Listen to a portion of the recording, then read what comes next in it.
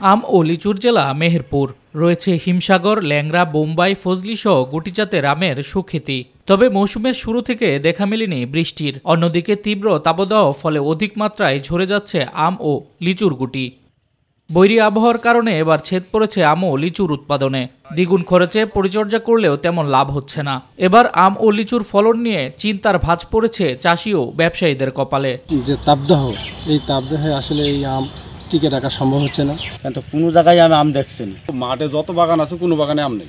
পানি না হওয়ার কারণে যে আম একেবারেই শুকিয়ে যাচ্ছে, আম শুকানোর কারণে আম ঝরে যাচ্ছে। আম এবার কম। আটি, ল্যাংড়া, বোম্বাই, গোপালভোগ সহ বেশ কিছু জাতের আম চাষ হচ্ছে মেহেরপুরে।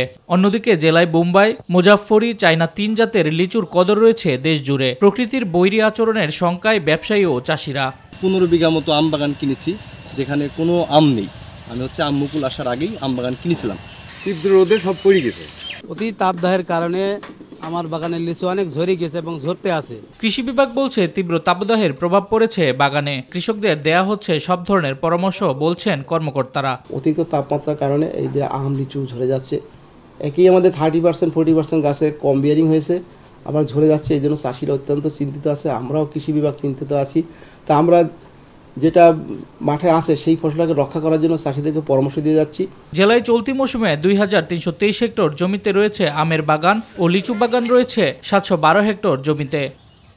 শামস তাবরিজ উচ্ছ্বাস, মাই টিভি নিউজ ডেস্ক।